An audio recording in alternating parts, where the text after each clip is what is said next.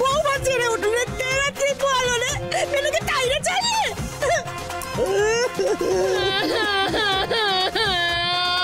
দিদিটাকে দাঁড়িয়ে দিল গো, দিদিটাকে দাঁড়িয়ে দিল।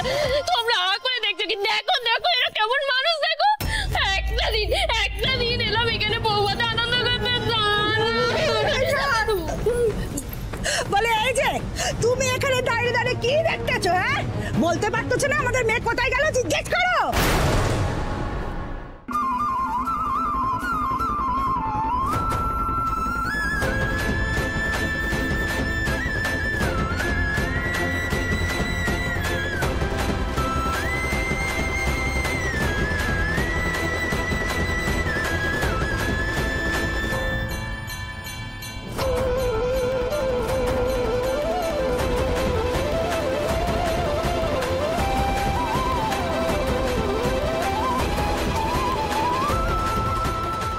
মাধব,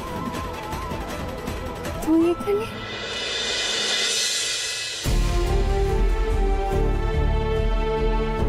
তোর কান্না দেখে যে আমাকে আসতেই হলো রে বিধি, তো আমাকেই খুঁজছিলি তাই না?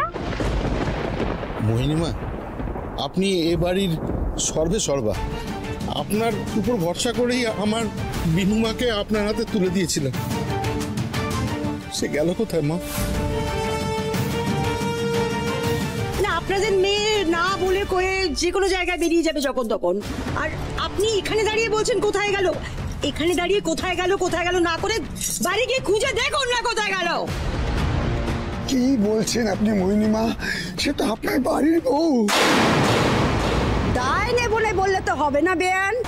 বিনুকে আমার চাই, ব্যাস। সে আকাশ পাতাল এক করে হলেও আমাদের বিনুকে আমাদের কাছে ফিরিয়ে আনতে হবে, আর সেটা আপনারাই করবেন। পায়েল, তুই স্টোর রুম বা তার আশেপাশে ভালো করে খুঁজেছিস তো? কোথাও নেই তো? Store room? স্টোর রুম মানে কি? মিনু কি স্টোর রুমে থাকে নাকি? স্টোর রুমটা কি? আরে বাবা, স্টোর রুম তো ভাড়ার ঘর।